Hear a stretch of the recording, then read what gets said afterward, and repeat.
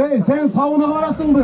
Үйүңдө тепсиде жуунасыңбы? Бизге айырмасы жок. Сөз эркиндигибиз бар, бизде баары жакшы дейсиңер. Аны силер алып келген жоксуңар. Кашкар Жонушалиев министр келип, криминал боло берген, мындан ары да боло берет дептир. Ушул эми министрдин сөзүбү.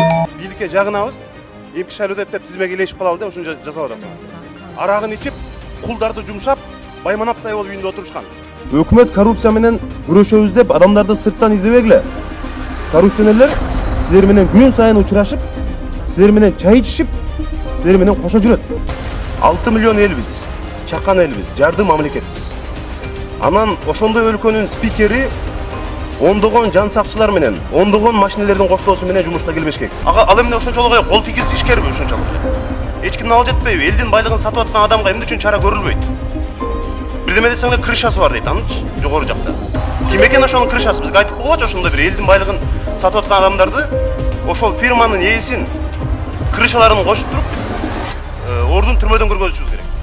Урматтуу депутаттар, мындан туура 10 жыл мурун апрелде эл ушул жерде массалык көчөгө чыгып, ушул ак үйдү алган.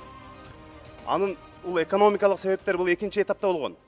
Биринчи этабы ошол убактагы бийлик гезиттерди, радиолорду, интернетти чектеп баштаган. Ошондо чыгып бул жерде 100гө жакын адам өлгөн. Ошондо азыр чыгып алып бул жерде сөз эркиндигинин кереги жок деп аткан адамдар үйүндө май чучук жеп, арагын ичип, кулдарды жумшап, байманаптай болуп үйүндө отурушкан. Эмне ошолор бизге үлгүбү?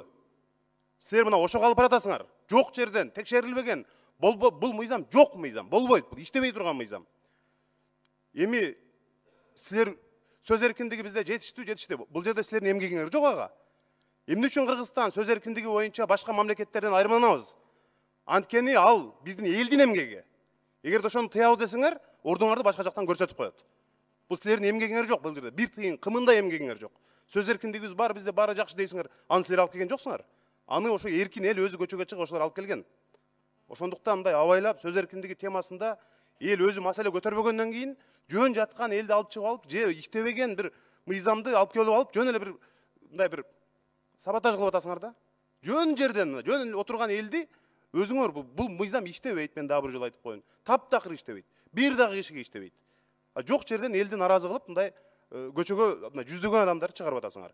Аны миңдеген, 100 миңдеген адамдар интернеттен көрүп, бийликке наразы болуп атат. Мына ошону бийликке жагынабыз, эмки шайлоо деп тизмеге илешип калалы деп ушуну жасап атасыңар.